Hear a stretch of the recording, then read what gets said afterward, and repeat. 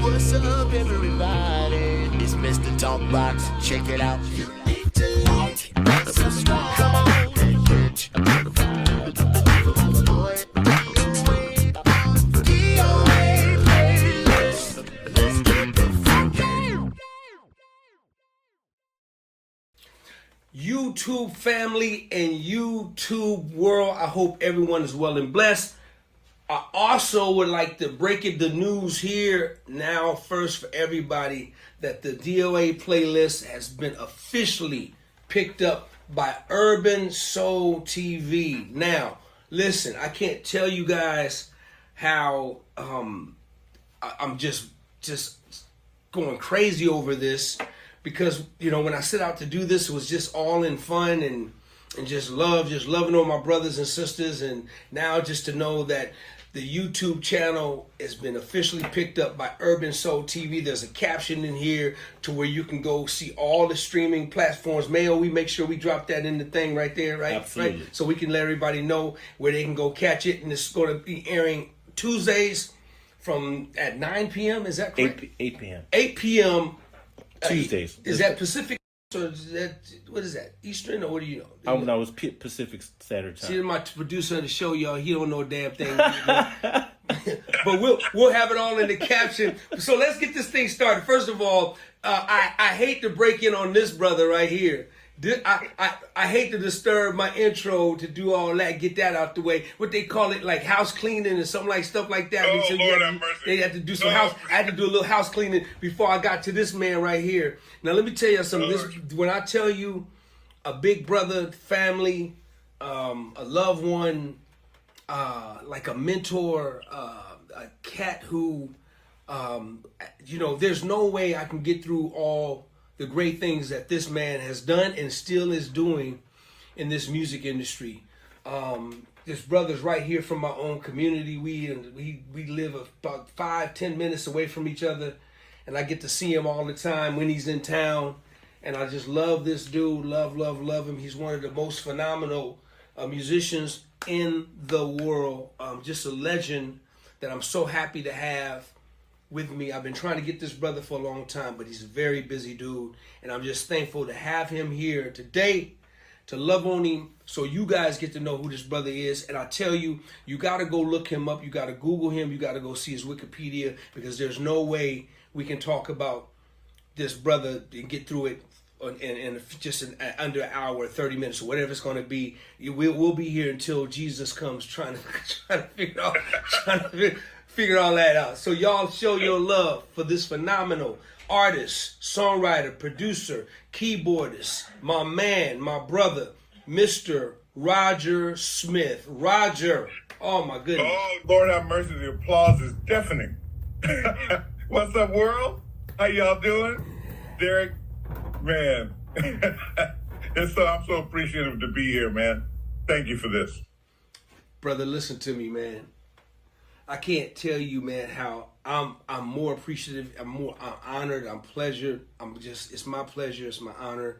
I'm excited to have you here as my big brother, man, and it's crazy because, you know, I know about 99.9% of everything about Mr. Roger Smith, and I gotta pretend like I know nothing so I could be like, get my Arsenio on, and you know what I'm saying? And Roger, thank you for being here, big brother. Thank you, man. It means everything to me, man. Well, I'm just, first of all, you know, I won't belabor this or get into it too much as the big brother can do sometimes, but it's been a journey with me and DOA, and it's been a great journey. I've literally watched this man grow into the person. I won't even go into the music aspect of it, but the person that he is, that I know and love, let alone the accolades that I could go into, which I won't, because look behind him, you can tell. You know, it's amazing to me. And then, you know, to still have this connection, all I can say, world, is that it is a true blessing to have this kind of a relationship. End of story. Thank you for the ending because I was getting ready to cut you off. I'm actually I know thinking you about were. I'm actually thinking about editing all that out because I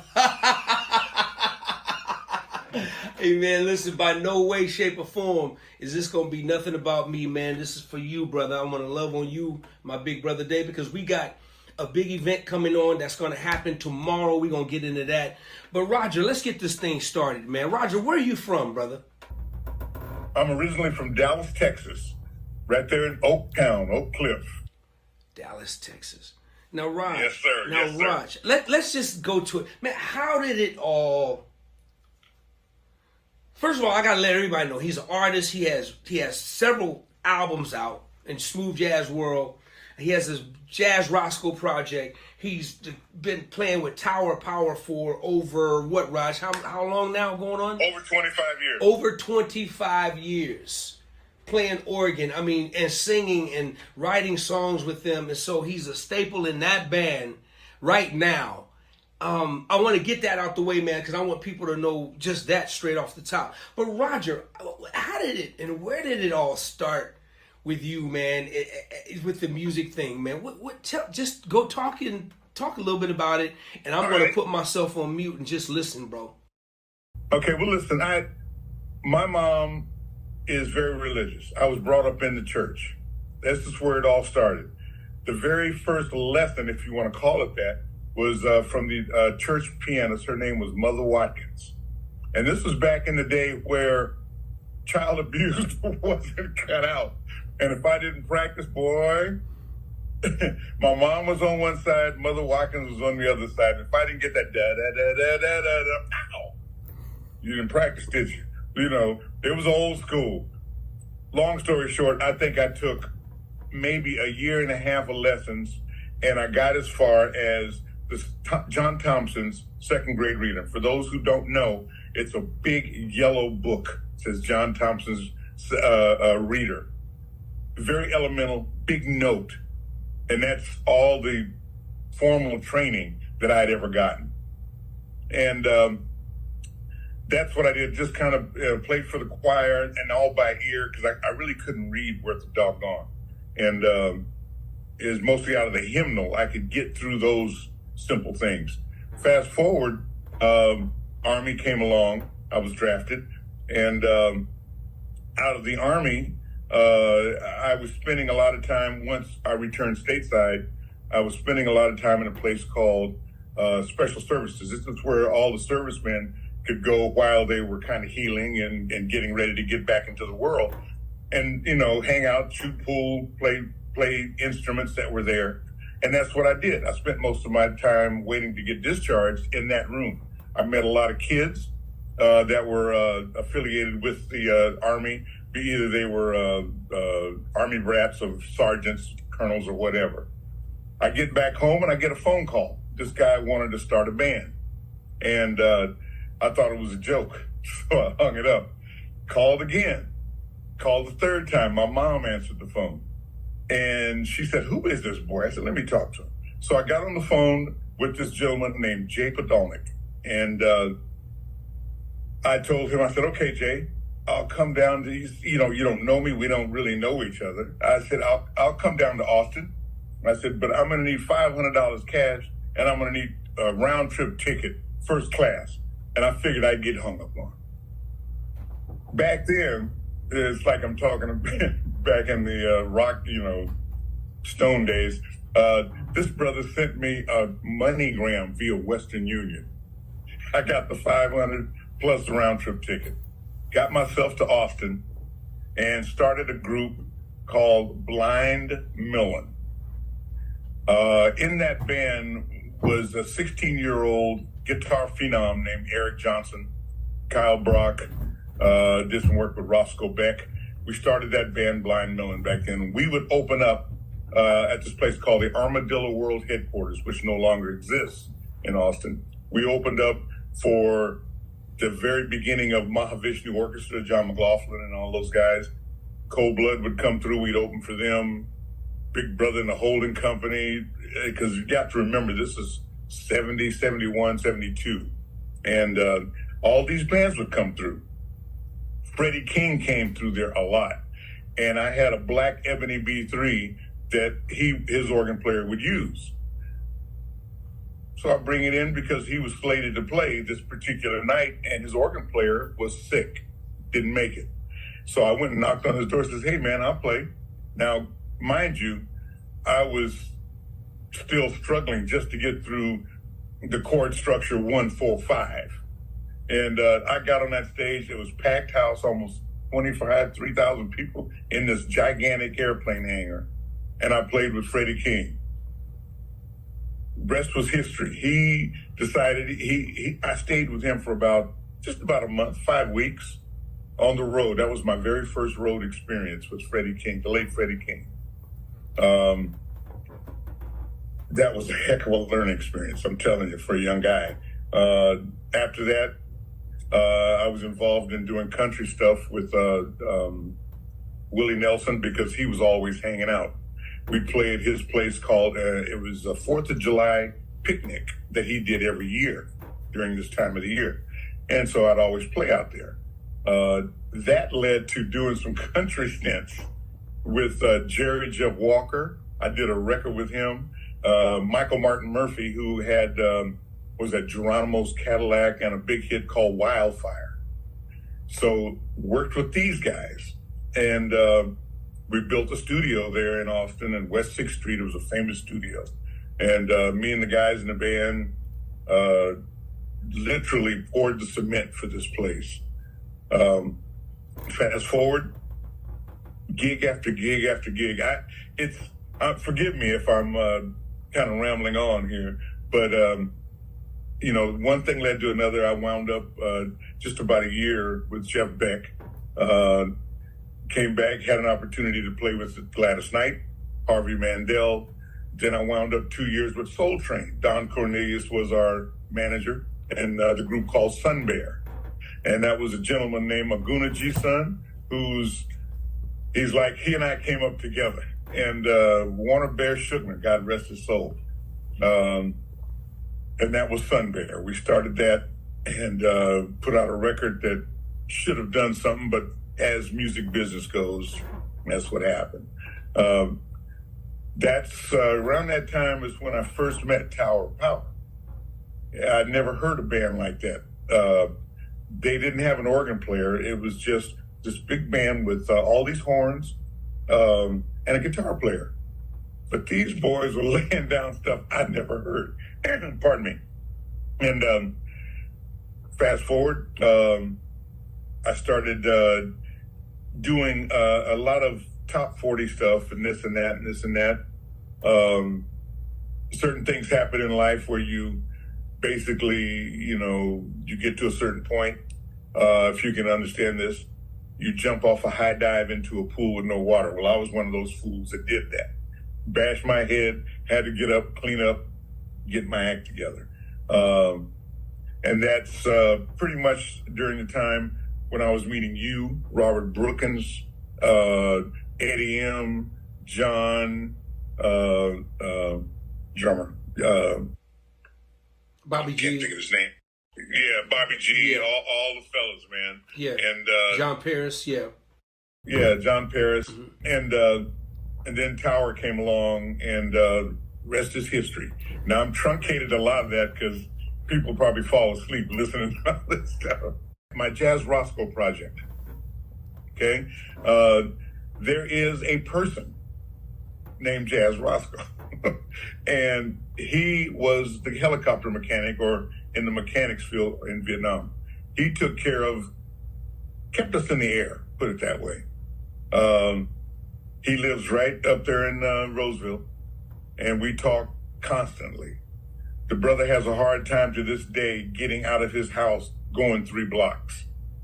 Agent Orange got to him, and he's suffering with throat cancer, et cetera, based on that, fighting with VA. It's if it wasn't for my mom and the grace of God, or vice versa, because my mom was a Bible worker, and I'm gonna tell y'all, if you don't know, I know that it's a cliche to hear, but y'all, prayer works. and my God is good to me. That's why I can sit here and talk to D today.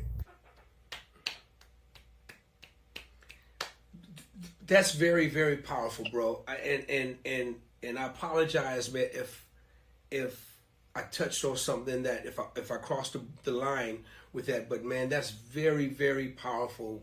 It's gonna touch somebody. Somebody's watching this. They're gonna really be blessed, truly blessed by that, man. So, dude, thank you, man. Thank you for just touching on that, man. Because when to look at you, Roger, and people who don't even know you, man, is to say, you know, wow, this brother got a beautiful studio in the back. He looked like he's got his stuff together. And Roger, man, you've shared stages with almost everybody. You've just named a few, but man, you've been on the Billy Prestons, the Carlos Santanas, just the Lenny Williams, just all the great ones of the world, man. We could go all day long talking about the blessings that's been mounted and bestowed upon this brother here. And he's definitely a big brother to me, y'all. I mean, just and I have so much respect for this brother, and I'm honored to have you here today. Roger, let's talk a little bit about, because there's so much we could talk about, but let's talk about some of your solo stuff, man, as the Roger Smith. Let's talk about that part, man, because Roger, you've been your name is embedded in history, man. So tell me what's on the soul of the Roger Smith that people, what's the most important thing people need to know about Roger Smith, the smooth jazz guy? All right. You know, when I first even considered doing a record, I will never, you know, I live in Sacramento. I've been here the majority of my life, since I was about 10. I think my mom and dad moved. We lived out in Del Paso Heights. Went out there, you know, that's where I grew up until we moved into town. It's a trip, D. You know, I never considered myself or had the ability to make that leap under the spotlight correctly, like some guys are good at, you know. I'm always like the guy who kind of creeps around to the side. I'm happy with that, you know. Well, the first record I did was called My Colors, which never got released. And that was some of my first experience at how this industry is. I put that music together, and based on a lot of the people that I had met in the past, these are guys I call, you know, and guys that I had met. Oh, this guy, I knew him when I was with Gladys and the Yabba Dabba Doo. And I'd call him, and they even took flights back to New York, Chicago, and LA just to take my little record. You know, I was all happy with it and going to share it with them. And they would sit there and give me the typical thing that you see in a movie. Well, Rod, you understand, you know, it's like, I don't know if we could do anything with this because the vocals aren't quite right, and you're playing quite a bit there, and it's not quite commercial enough for what we need. And you understand, don't you? And I didn't understand. I was the first experience I had with an arrow through my heart with something that I really cared for. And that was a feeling that I didn't, it took me a while to kind of balance that, D, you know what I'm saying? You know, to kind of get that rejected thing. And like, these are guys that I thought were friends or at least acquaintances that just threw me under the bus in their big offices, you know? So I got back, and that record just laid there. Next one came about from a good friend of mine who's a record promoter, a radio promoter. This is the second record I did. Matter of fact, it's the first one. We called it My Colors as well. And this gentleman, he was moving from LA or something like that, and he had just gotten a job with then JVC. And he asked me, he said, brother, if you can help me, I'm going to pull you in with me when I get this job. And me and my wife took a huge leap of faith financially to help this brother out.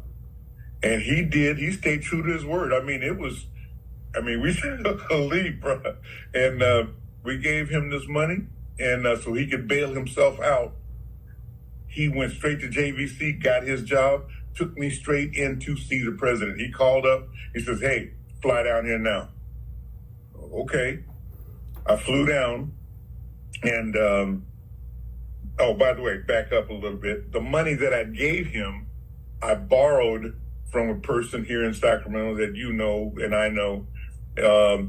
Borrowed that money from, and this was a time where there was a lot of, how do I put this? A lot of hate and deep, and this person in his office, in front of everybody, said, well, your business acumen isn't the best. I don't know if I really want to give you this money, and I'm going to charge you interest. So he had his secretary come over, draw up a whole thing.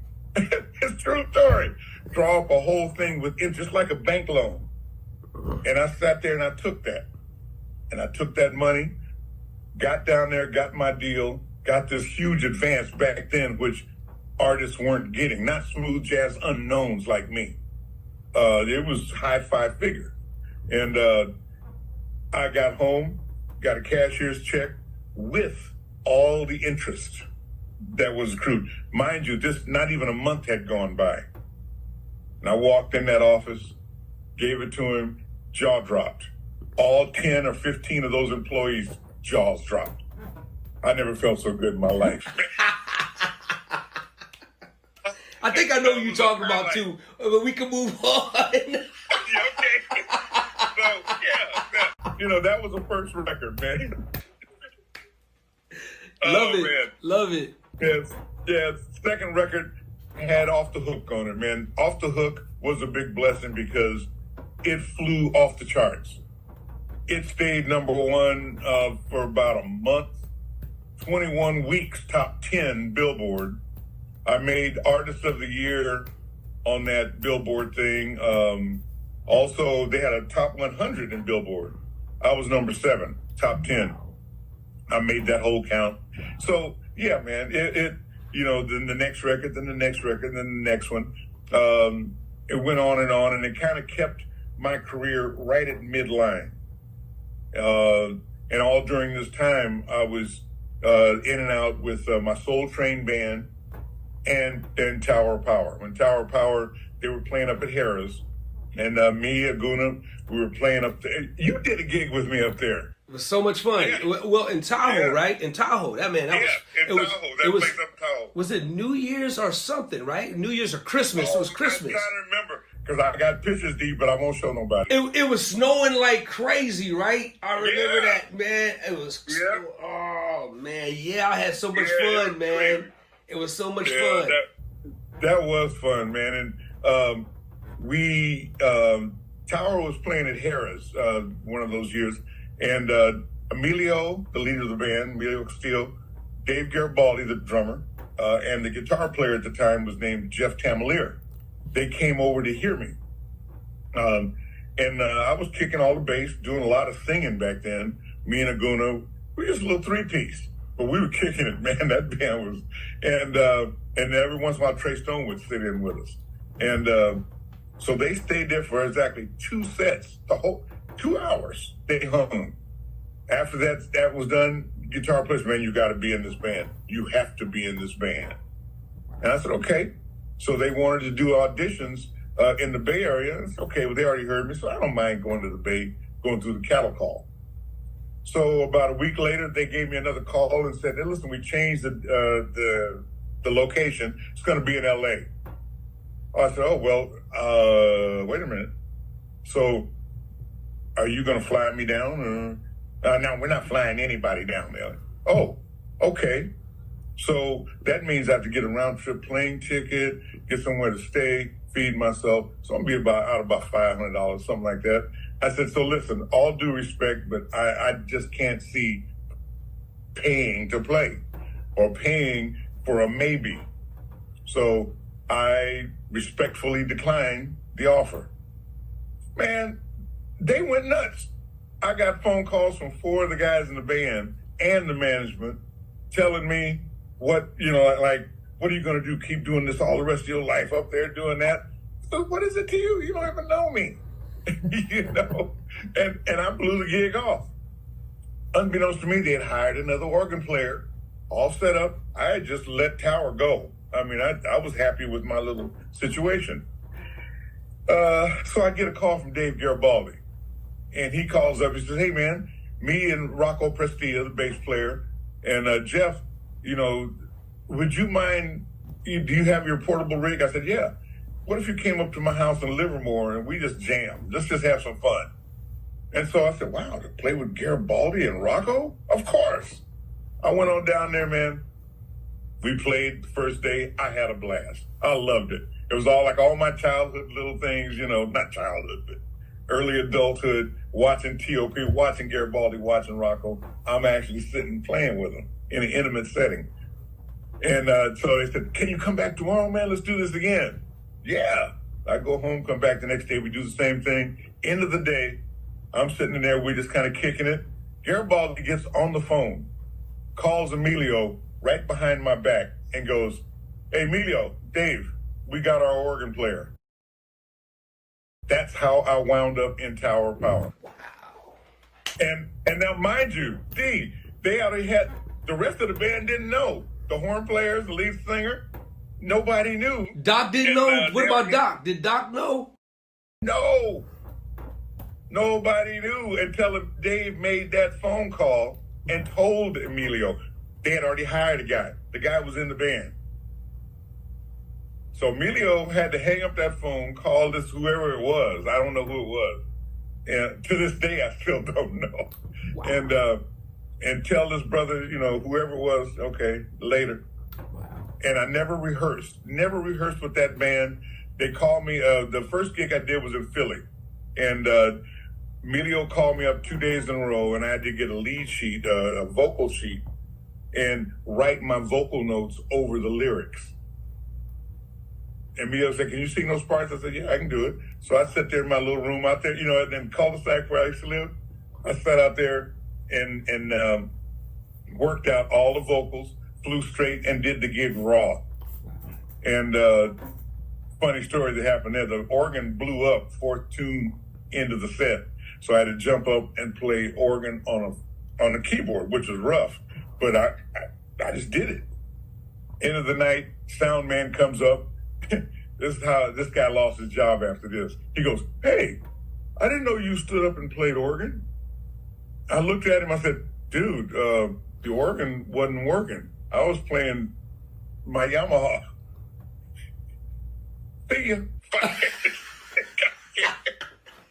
But anyway, that was the beginning of my Tower Power thing, man. That's how I got with them. Man, it's crazy, Roger, man. And now 25 years later plus, you're such an engine for that band, man. You're such a staple in that band and the sound. And 25 years later, man, just to see you still with that band and doing your thing, man, it's just awesome to see, man. If you guys, whenever Tower Power is in your town, please go check them out. I'll ask you a sidebar question. Roger, on my show, I asked if there's a bass player, I'll ask them to name their Mount Rushmore, their top 4 bass players, right? I can't tell you how many guys always say Rocco is on their Mount Rushmore. Roger, explain to the bass players that are, from your perspective, why and how you understand why Rocco should be on their Mount Rushmore, man. Explain a little bit about your experience with that guy, man. Oh, man, I'm going to tell you something about Rocco Prestia. We got to be extremely tight. That man was one of my dearest friends and his family, and it still breaks my heart to this day that he's gone. I would watch him play. And, another thing, too. Now, Francis Rocco Prestia was as white as the driven snow. But because of where he came from and how he was raised at an early age, you would never know it because he hung out with Rick Stevens and all the rest of those pimps back in the day. And Rocco was, his whole conversation, like he'd look at you and go, he'd say the word, he'd say the N-word, smoke a cigarette and go, "Hey, what the F are you talking about, man? Don't you know how to speak, bruh?" What's wrong with you? You know, I mean, anyway, past his personality, his playing was so unique, Derek, because when I watch you play and other bass players play, you guys are on the fretboard, right? This is Rocco Prestia on the fretboard. And he would slide up and down on the fretboard playing these tunes. Like what is, all those notes coming out of him. And, and he'd jerk around and get that hand up there just to get to those parts. I've never seen anybody in my lifetime in music with a style on the bass like that. And his strings were cables that were 9 miles off the board, That part. Yeah. Did you ever touch one of his basses?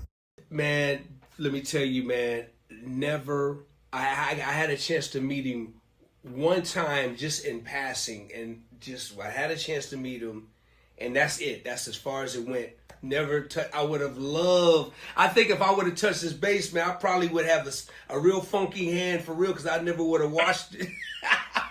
I have dirty nails and everything. I never would have washed my hands, man. But hey, Roger, I'm so glad you just gave a little bit of that information, man, because there are a lot of bass players keep up with the playlist, man, and they're really, really heavy fans of Rocco, man. And just to know that you guys were like so tight, man. So I thank you for that information. Now, let's get to Jazz Roscoe.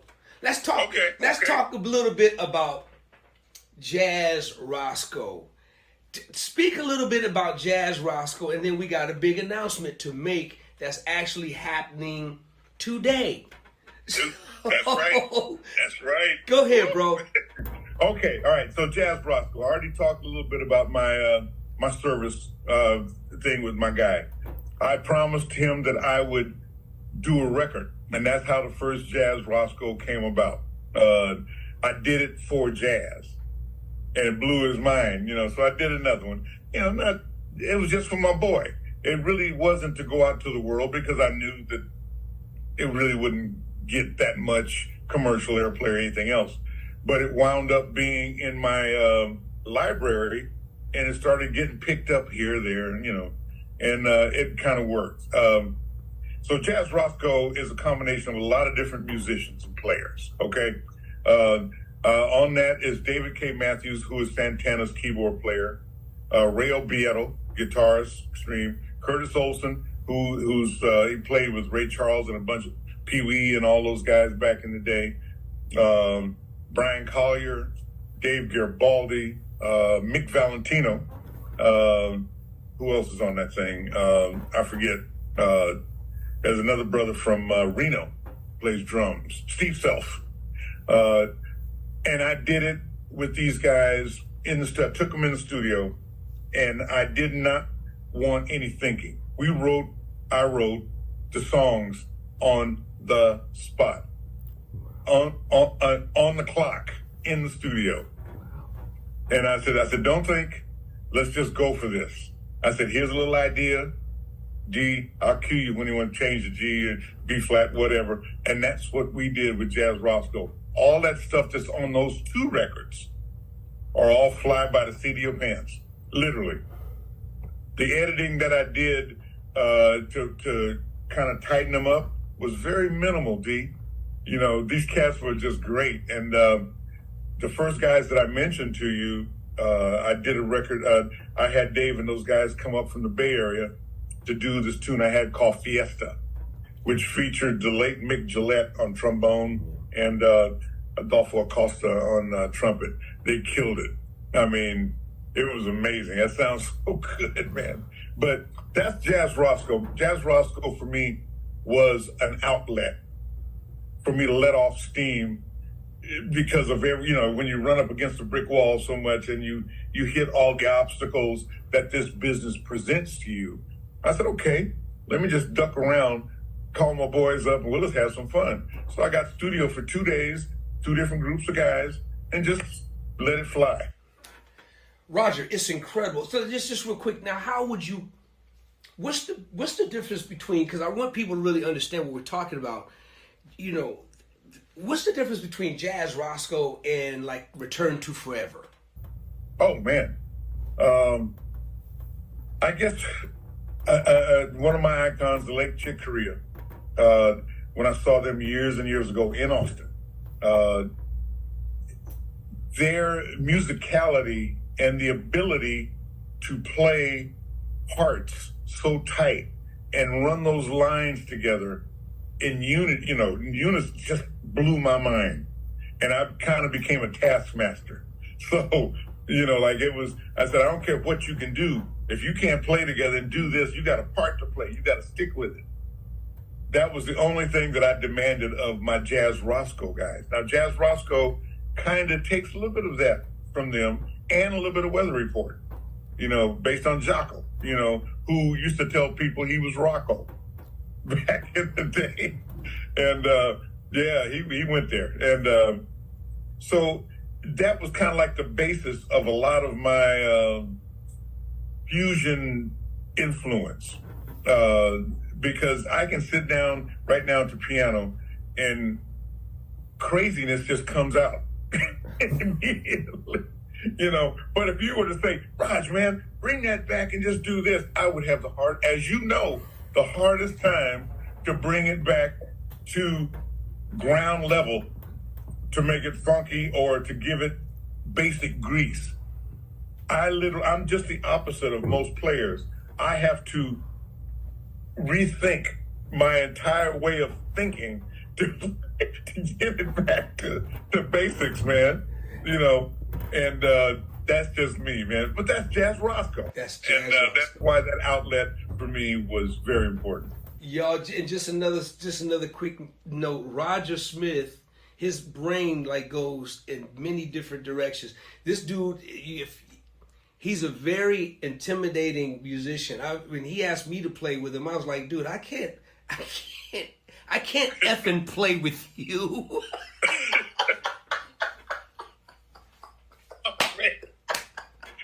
I said, man, you lost your mind. But he's just that creative and just that talented, man. Like a Chick Corea, just amazing, man, amazing. You know what, D? The funnest time, I actually got D out of that room 2 times. I think once or twice. Me, you, Bobby G. And I think Aguna was playing drums. I can't remember who was playing drums. Aguna. And I told us that don't worry about the structure of the tunes, man. We'll just and the bass kept messing up. Remember that? The bass was frying on stage. But we powered through that night. I only played 2 hours. Just kind of jammed 2 hours. That's right. It was the most place downtown. Downtown. That was it. Yep. Oh my, Roger, that was so much fun, man. I think it wasn't really the bass frying. I think I was effing up so bad. I was just trying to make it, make it. But for me, that was fun, man. Because for me, the ultimate band, and I've always wanted this. Oh, but man. Bobby was so busy at the time, and Derek was producing and playing. Oh God, y'all were all. I thought I was busy. No. No, man, that was a funky night, man. That was so much fun and intimate. I love the intimacy of it. So, Roger, let's talk about what's happening as we speak of right now. All right, now, y'all. Yeah. Listen, folks. Yeah. I've been working on this Jazz Roscoe concept for some time now. The concept was to corral all my brothers and friends and sisters and brothers under one umbrella. I don't care what the music is. I don't care what you play or how you play. The thing was, from Bartok, Beethoven to P-Funk, I'm being real general here. That's the umbrella for Jazz Roscoe. So as Jazz Roscoe progresses here, this is what's going to be coming out of Jazz Roscoe. You're liable to hear something country from jazz, And saying that, we have a tune that's going to be released today, if I'm not mistaken. Let me stop you right there. In fact, before we go any further about the tune, let's just play a little bit of this song. Now, Roger, while I get this ready, let everybody know what the name of this song is right now. Hey, world, the name of the tune is called Bump City. Okay. Get your bump on. Get Bump City. So I'm telling y'all now, get your phones, get your computers, get ready to start downloading this. Just start downloading this junk right now. Cause this, and share it. Share it, like it, do it up. So check this out. Here we go. Roger, let's bump this. Give it to me, give it to me. Bump City. It's gonna make you move. Give me that bump City. All we wanna do is groove you. Feel the mood that's in the air, swaying round without a care. Caught up in a sexy. Okay, hold on. That's enough. Hold on, Raj. Hold on. That's enough. I think, hey, Raj. Y'all gotta go get this. Hey, Raj, I think I gave him too much, but we gonna let it ride. Because, yeah, like my brother said, y'all gotta get this. Now, brother Raj, talk a little bit about Bump City, man. And then, just share a little bit about it, man. And then we'll talk about how they can get it. Go ahead, brother.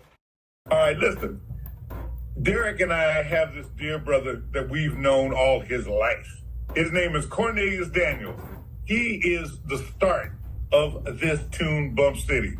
He's been bumping around with these ideas, this thought of this tune for what, 4 years? Yeah. At least 4, maybe 5. Yeah. And I've always pushed him back. I said, almost, Corn, not quite. He go to D. D go, yeah, but you gotta, hey, check with Raj and see what he thinks. I go, okay, well, D's right. You might want to go back and see what else he got to offer. Corn went back and forth, and look what this brother did. He actually got it. He put that thing together so well. He would come over to the house and he would actually show me what he was playing. He says, "Man, I just need you to do this." I said, "Corn, I don't play like that. You know I don't play like that. Come on, Raj. Come on, man, you can do it." He turned into Roger and beat the H out of me to get some of those keyboard parts in there. And I did it. That's my boy. And I'm so dang proud of him, man. Yeah. And so, folks, when you check out this tune, this is a labor of extreme love from our brother Cornelius Daniels. He's a producer, writer, arranger, all around, sings, plays keyboards on it. And he brought me and D on just to kind of sprinkle this and that on it. And I want to bring it out to the world. That is what's dropping today. Right today. Yeah. Raj, who's singing on this record? Oh man, that's what's that, 11-time Grammy, maybe more. Mr. Tony Lindsay, formerly of Santana. Now, Tony, for y'all to know, this is the mic drop here. He's taken over for the great Frankie Beverly in Maze. Frankie is passing the mic to brother Tony Lindsay to take over that. That's huge. That's huge. And that's he's the lead singer for this particular tune, Bump City. Now, if I may, we are putting together a video that's going to feature Bump City, this tune, and we're going to shoot it out at my winery, out at the old sugar mill at Bump City. And we're going to include Family First Car Club out there. We're going to let it rock. Now, Tony's going to be in and out, so we'll have to fly him in and get creative with the video. But video is forthcoming. Derek will be there. Cornelius will be there. All the other guys will be there. And we're going to keep you posted as to when this video is going to be shot, because we'd like for y'all to come on out, hang with us, party with us while we shoot this video. Man, brother, you well put. Just you put it nicely, man, and just the great respect for our brother, man, our little brother, Cornelius, man, Daniels, man, Ears of Corn. And, I'm so happy for him, Roger, because this brother has so much love and respect for you, man. And, he's been in both of our lives since he was a teenager, man. And now it's you know, like you said, we just sprinkled a little bit of. Our work was very minimal, man. This brother is still so happy to be associated with, you know, Roger Smith and myself on this platform. And what he doesn't even understand is, dude, this was his vision. This is his baby. And man, he grounded out too. Exactly. He grounded out. Exactly, man. And so we are so proud of him to finally see him have his day and his moment. Corn, this day belongs to you. If you guys want to follow him, he's at Ears of Corn on Instagram, I think. Ears of Corn. Yeah, you guys go follow him. But brother, this day belongs to you. This day belongs to you, Roger. This day belongs to the First Lady. I know she's doing good. I know she's been working behind the scenes, you know, so I got to shout out Kathleen. I got to say, hey, what's up, sis? This thing belongs to you. And Roger, you touched a little bit about it. Before I let you go, talk a little bit about your winery, what's the name of your wine? The winery is called Bump City Wine Company.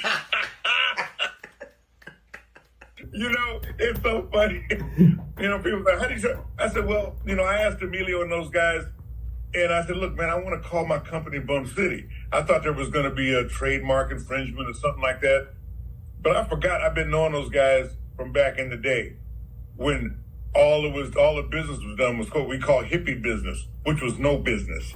So when I found that out, with everything that I had learned in my stumbling through life, one thing that I did learn was protect your investment. Protect your investment. Get your trademark, get everything patented, whatever you got to do, spend that money and get it done. And that's just what I did. So Bump City Wine Company I'm the sole owner of that tag. What else? There was something else I was going to mention. Oh, Cornelius, getting back to him real quick. Cornelius is on the very first record, My Colors. Cornelius Daniels I think he was in junior high, maybe. Him, the great Tracy Carter, and Tracy's brothers, you know, all of them. Those guys, I was in the studio and they were there, and I got these kids walking through here. And we got to know each other. So, long story short, I have Cornelius on my first work. He is one of the voices on My Colors. That's how long and how far back. Was that the My Day? Is that the My Day record or My Time? My Colors. My Colors. But what was the title? So that's the title of the song he was on. What was his song? That's the title of the record. Of the record. But what was the title of the song he did? Was it Friday? Was it Friday? Oh yeah, Friday was on. Was it on that record? No, it was on. Friday was on the other record. It was on one of the other records. But I can't think. I know it was on one. Just Another Day, I think. Yeah. Oh yeah, Friday was on that record. Of course. So, but this is different, Raj, because you know this one he pretty much he had the keys to the car and he drove the car all by himself. Man, yeah. You know what I'm saying? He built the motor. He built the motor.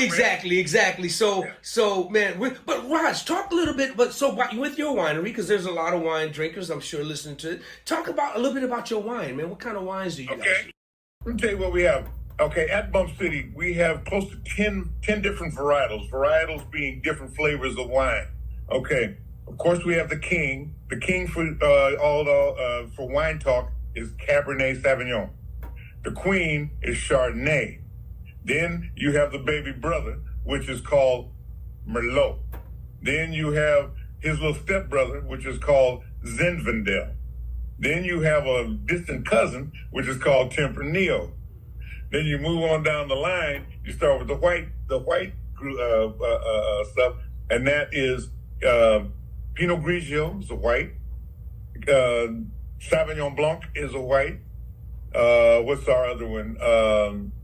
It is a Gewürztraminer.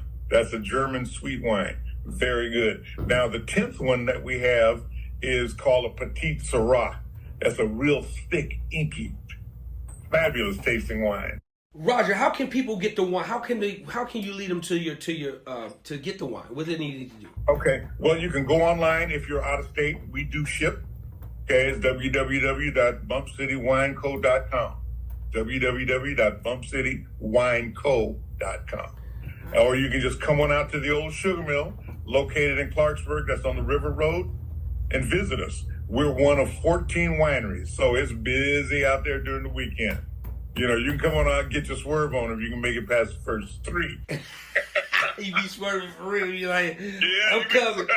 like a pinball. Hey, Roger, this is a true testament, man, of one of the things, and I don't even know if you really realize this about me, that I learned from you is just that how important it is in this music industry to have a plethora of just different income streams, man. That's one of the things that I learned from you, Roger, when we first really got into sitting down, talking, creating, working together. And I saw what it was where you were. You had so many things, different things going on, including, you know, your Roger Smith group band, you know, just everything you were doing, Tower Power, just everything you were doing, man, your endorsements, everything you were involved in. I was like, man, this brother, your songwriting. I said, man, this brother, I learned that from you. And now to see you with this successful winery, man, and your wine is still growing and getting more amazing, man, I admire you for that, brother. I thank you for sharing, man, everything you shared here with my platform today, man. It means the world to me, man, coming from somebody who is like, y'all, I'm telling y'all, when I tell you this is like a real big brother, this is like my brother here, this is my real big brother, and we go back to over 40 plus years.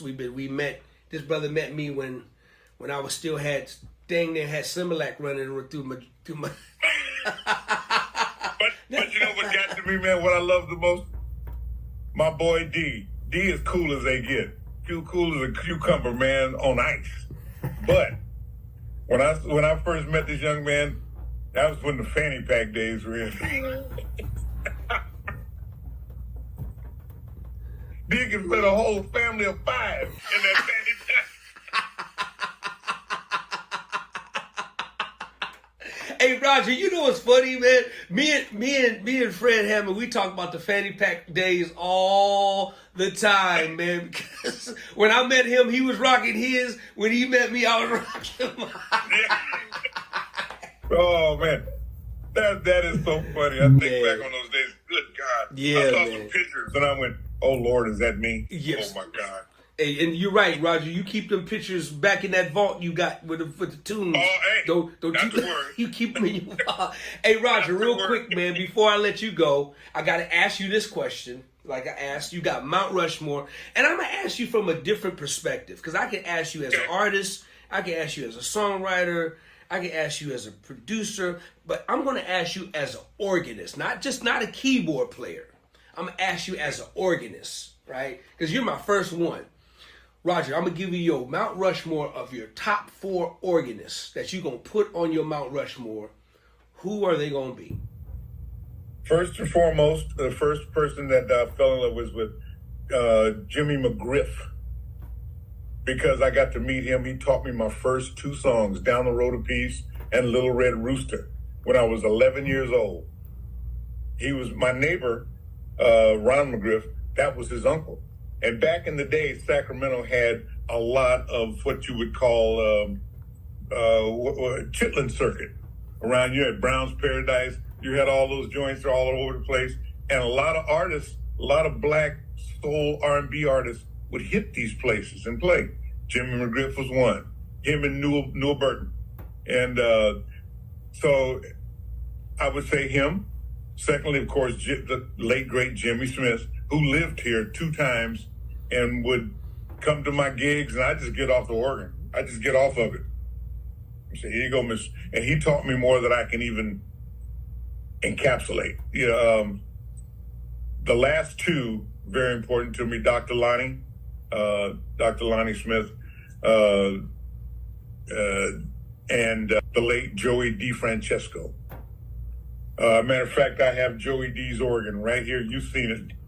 He gave it to me.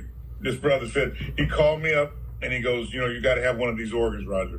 Now, mind you, I don't consider myself nowhere near. I've heard guys play, just blow my mind. You know, I play at it, but not like these guys. Now, when a guy like that calls me up out of the blue and say, I'm going to make sure you get one. Before he died, he gifted me his signature organ, the first one off the line with his name on everything. Joey D gifted me that. So those are my four. Man, let me say something right now. If you play at the organ, if you just like you say, I play at it, I'm regular. Let me tell you something, bruh. There ain't no way that Joey would have gifted you that organ. And so I'm going to tell you how well you play at it. I'm going to add my pick. And y'all, I'm going to put, it's something about that last name Smith, man, that when it comes to B3, it's like phenomenal because I'm going to put Roger Smith, the third Smith, right up there on my pick of my personal choice as just one of the greatest. Now, man, we ain't even talking about pianists, man. We ain't even gotten that. We gonna get in that. We'll save that for the next one I have you on, bro. But man, Roger, man, I really, really thank you, brother, for coming in on this special day, release day, Bump City. It's on all streaming platforms. Where would you prefer them to get the music from, Roger? You know, I don't have a preference. Okay. It will be on Apple, of course. It's going to be on Amazon. It's going to be on, you name the platforms.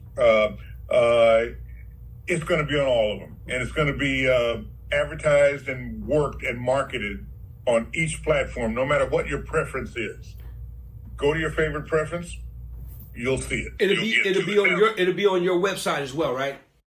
Yes. So go to his website. That way, that cha-ching will go directly to. Go there and buy it, y'all. Go there. So you can order it straight there from the official Jazz Roscoe on IG or on Facebook.